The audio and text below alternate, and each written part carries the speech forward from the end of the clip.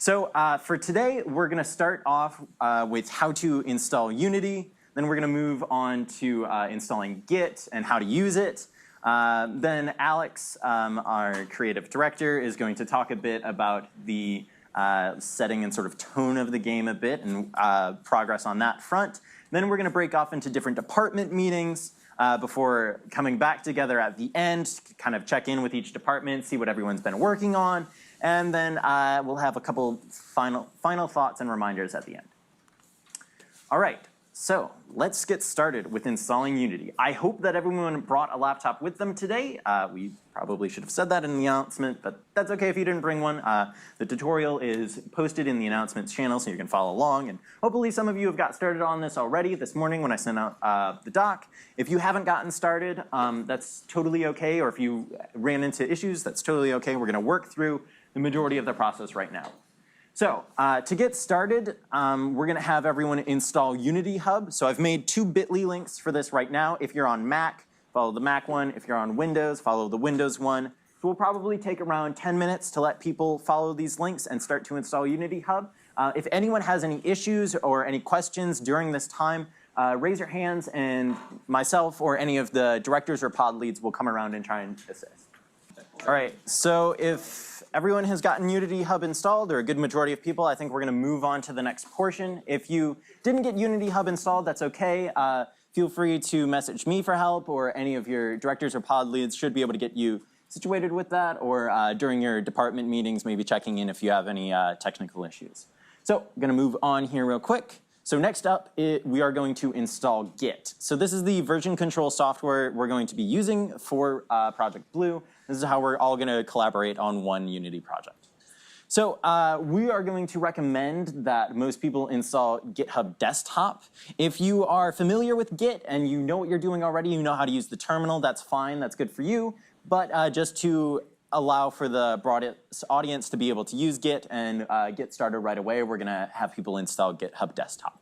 So if you just follow this link here and then start installing that, and then if you already have Git installed, I would recommend starting on installing Git LFS. That's the next thing we'll be doing if you just look up Git LFS. But for people who don't already have Git, GitHub Desktop is what we're going to be installing. And I'm going to give about 6 or 7 minutes for that.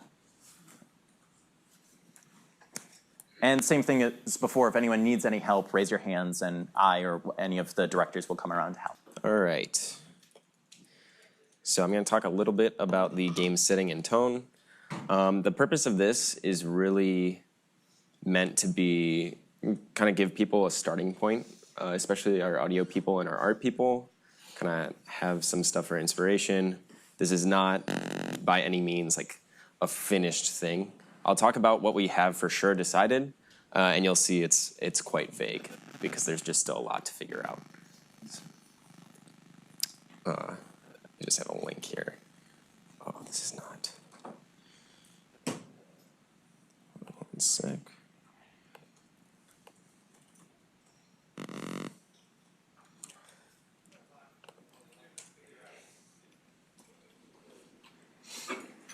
All right. Here, let me. No. There we go. All right. So here's what we have so far.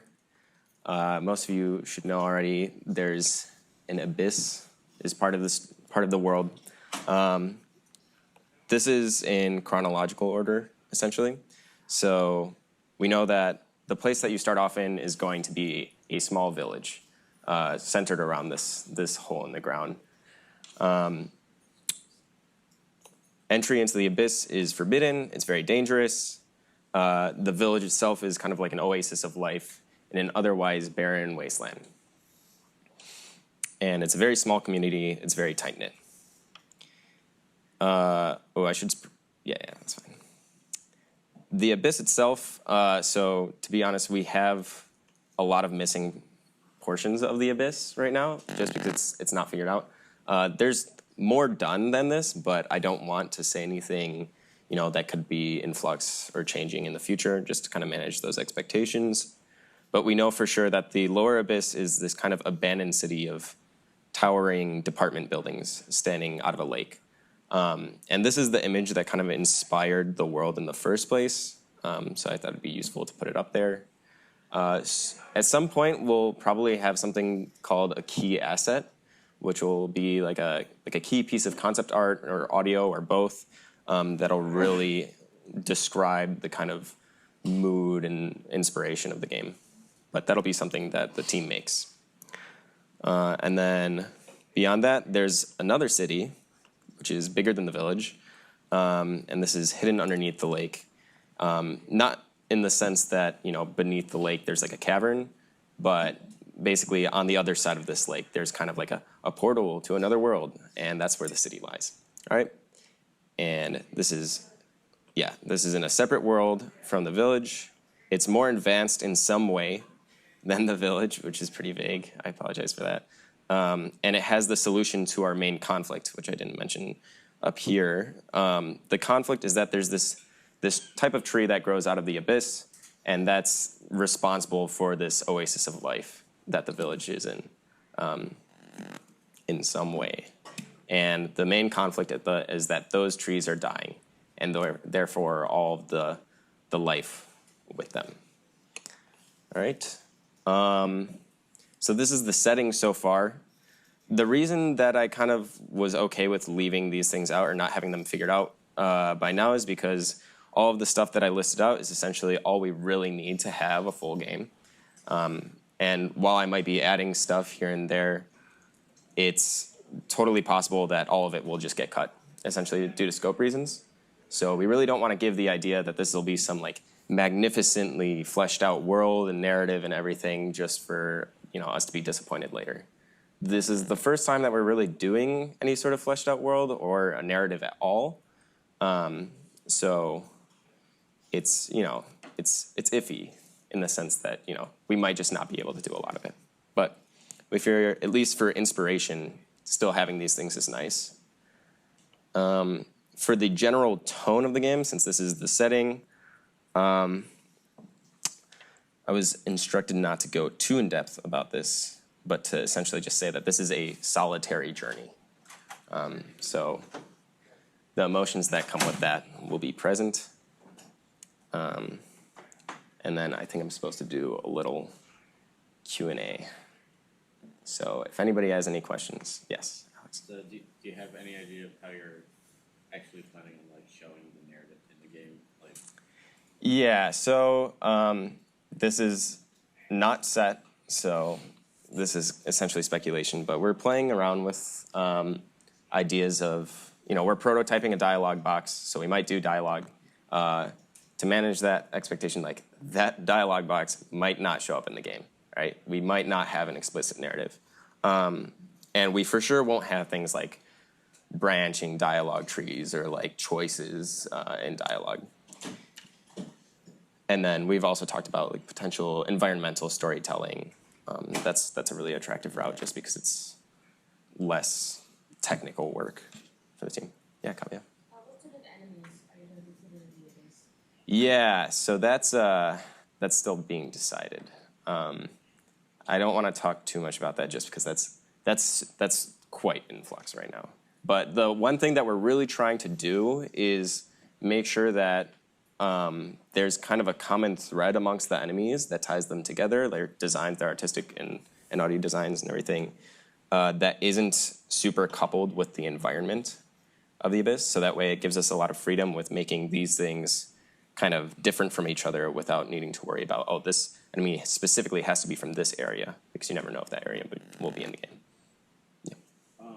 So are you looking for writer people at all? Right now, no. We're trying to keep.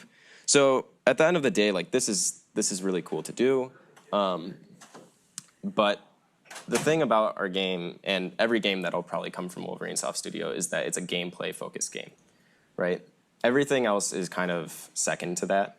So all of our resources will essentially be put toward that, and then this stuff is it's a nice bonus to have. It can make a game really compelling. Everybody likes a good story. Everybody likes a fleshed out world, and it can help us it can help guide our design decisions. But those design decisions will first and foremost be guided by, what gameplay do we find compelling. Like even a lot of this stuff is made to justify gameplay that we already decided we will have. So like the weapon teleporting mechanic and everything, there's stuff for that to justify why a character might have that. But yeah, as of right now, we're not thinking about spending a lot of resources on writing dialogue or anything like that. Yeah, Rob. What kind of like genre is this? Are we talking like low fantasy, like modern? Are we talking like cyberpunk, future, far future? Yeah. So the village is probably around like medieval level technology stuff, and then we talked about the city being more advanced in some way, which is again really vague. It might be a different case for the city, but I hope your department meetings went well. We just have a couple last announcements and reminders. So please, first off, check the Discord frequently. That's our main form of communication. Everything that we're going to be scheduling is going to be through Discord. So please, please, please use that. Fill out any forms that are in there, stuff like that. Please make sure that you have your notification settings on, at least for mentions. I know that can get a little annoying if you have notifications on for every single message, but please at least turn it on for notifications so that we can get a hold of you through Discord. Additionally, we're going to be filling out a lot of forms early on, and I know that it's kind of frustrating to have to fill out forms that might have redundant information that they're asking of you, but really it's extremely helpful for us, and this is only something that we're going to be doing at the beginning of the semester as we're getting to is we're building a profile of the different members of the different teams.